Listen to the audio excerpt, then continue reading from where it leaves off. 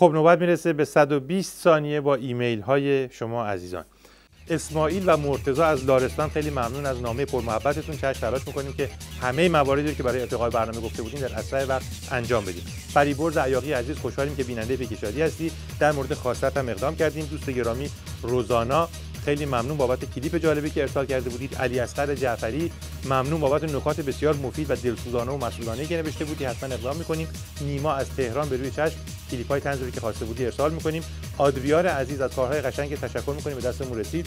دوست گرامی رها و همینطور دوست گرامی میترا، ممنون از شعرها و مطالب قشنگتون.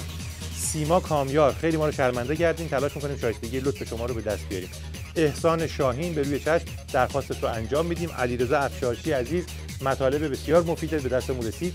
امیر حسین عکس جالب و جدیدی از دجال مقوایی فرستاده که نیاز به توضیح و شرح نداره، خودش روشنه. روان احمدی نیجا، ممنون بابت کلیپ ارسالی. دوست گرامی پریسا رستمی، شرمنده کردید ما رو، خیلی مشتاق ادامه همکاری با شما هستیم. علی نژادی عزیز از واشنگتن، عکس‌های قشنگت رسید. محمد اعتمادی و مسلم جمشیدی، عکس‌هایی از یک کارناوال و ماکت‌های بزرگ طنز در مورد پاسدار احمدی نژاد فرستادن که ملاحظه می‌کنید. حسن هادی، ممنون از کلیپ‌های قشنگت، تشکر می‌کنم از بابت پشتیبانیت از پیکشادی و همینطور از همه پشتیبانان ثابت پیکشادی. صمد کامبیز، محمودپور، علی نژادی، ابوالفضل اخباری، پاتریس، حمزه آذرک، اسهل تبریز، محمد از آلمان، علی آزاد، کریم، مجید ساعتی، جواد جمشیدی، سعید صالحی، سامان و رویا.